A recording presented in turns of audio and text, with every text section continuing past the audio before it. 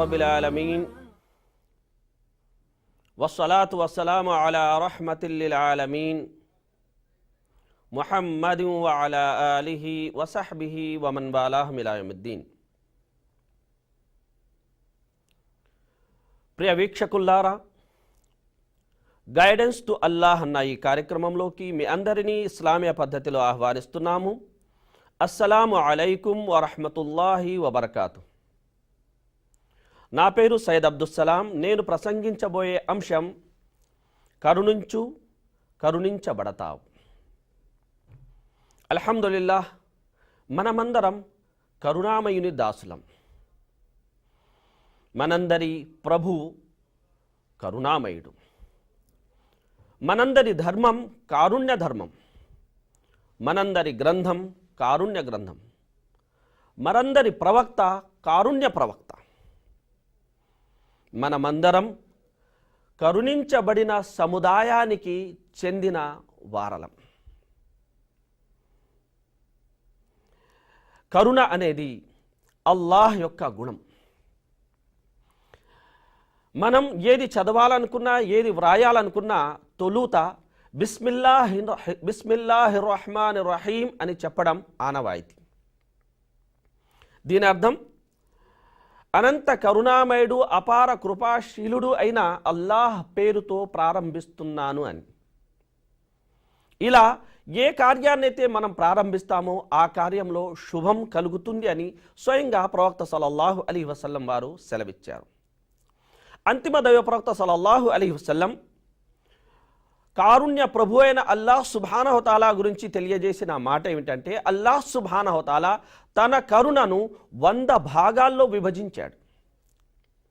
99 భాగాలను అల్లాహ్ సుబ్హానహు వ తఆలా తన దగ్గర పెట్టుకొని ఒకే ఒక్క భాగాన్ని సమస్త లోకాల్లో అవతరింపజేశాడు.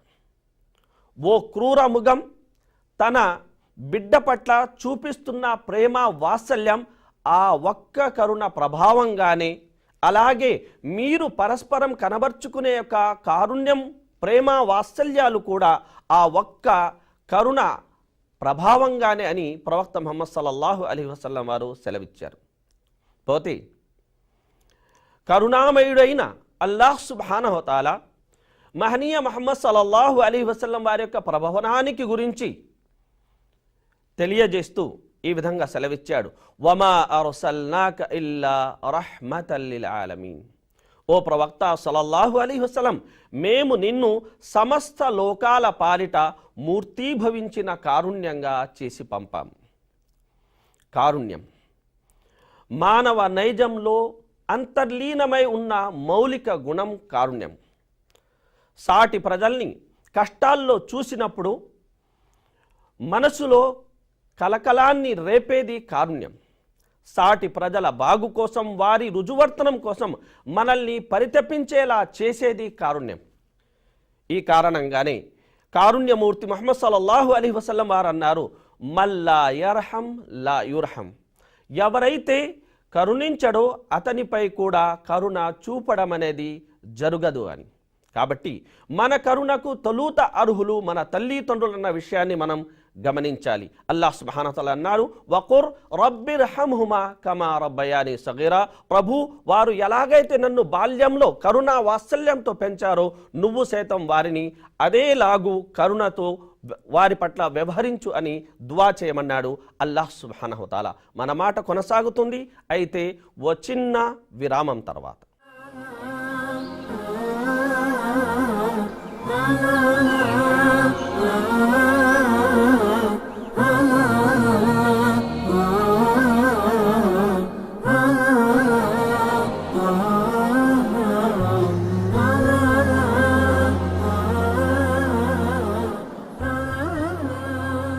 ప్రియ వీక్షకుల్లారా, గైడెన్స్ టు అల్లాహ్ అన్న కార్యక్రమంలోకి మరొక మారు మిమ్మల్ని ఆహ్వానిస్తున్నాము. ఒకరిని కష్టాల్లో చూసి కన్నీళ్లు రావడం అనేది అది జాలి గుండెకు ప్రతీక.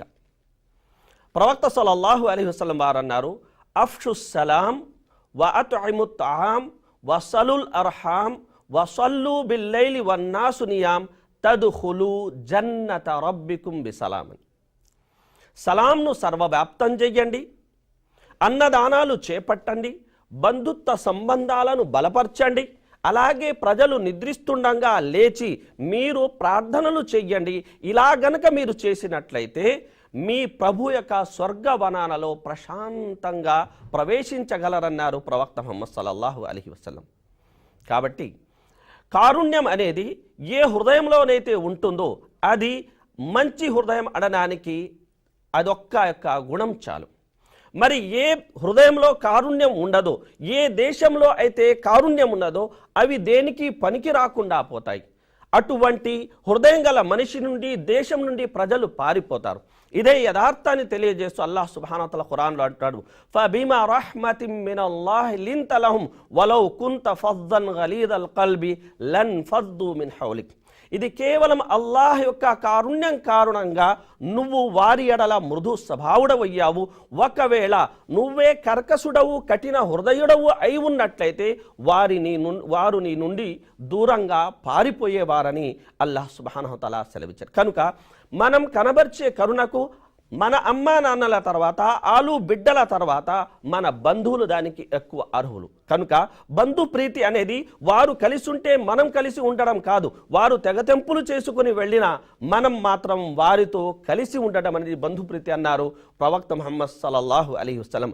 అలాగే బంధువుల తర్వాత మన కరుణకు ఎక్కువ పాత్రుదారులు ఎవరంటే సమాజంలోని అనాథలు, వితంతువులు. ప్రవక్త సల్లల్లాహు అలైహి వసల్లం వారు అన్నారు, ఎవరైతే వితంతువుల యొక్క బాగు కోసం పాటుపడతాడో అతను దివారాత్రులు నిర్విఘ్నంగా ఉపవాసాలు ఉన్న వ్యక్తితో సమానం, అలాగే నిర్విఘ్నంగా అతను ప్రార్థనలు చేసే వ్యక్తితో సమానం అన్నారు. ఓ సందర్భంగా ఓ వ్యక్తి వచ్చి, ఓ దైవప్రవక్త సల్లల్లాహు అలైహి వసల్లం, నాలో కాఠిన్యం అనేది చోటు చేసుకుంది, దయా దాక్షిణ్యాలు అనేవి నాలో మచ్చు కూడా లేకుండా పోయాయి, నన్నేం చెయ్యమంటారు అంటే ప్రవక్త సల్లల్లాహు అలైహి వసల్లం వారు అన్నారు, చూడు ఆప్యాయంగా ఓ అనాథ యొక్క తల నిమురు, అలాగే నిరుపేదకు ఆ అన్నం పెట్టు అని ప్రవక్త సల్లల్లాహు అలైహి వసల్లం వారు సెలవిచ్చారు.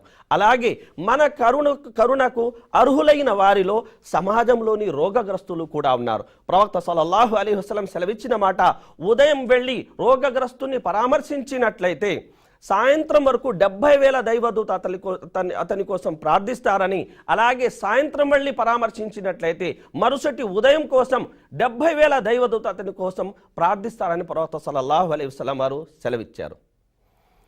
ప్రియవీక్షకుల్లారా, మనం కరుణ చూపవలసిన వారిలో సకల ప్రాణులు ఉన్నాయి. కనుక ప్రవక్త సల్లల్లాహు అలైహి వసల్లం చెప్పిన మాట ఏమిటంటే, దాహంతో ఉన్న ఒక కుక్కపై జాలిపడి ఒక పాపాత్మురాలు దాని దాహం తీర్చగా అల్లాహ్ ఆ పాపాత్మురాలి యొక్క సకల పాపాలను ప్రక్షాళించేశాడు.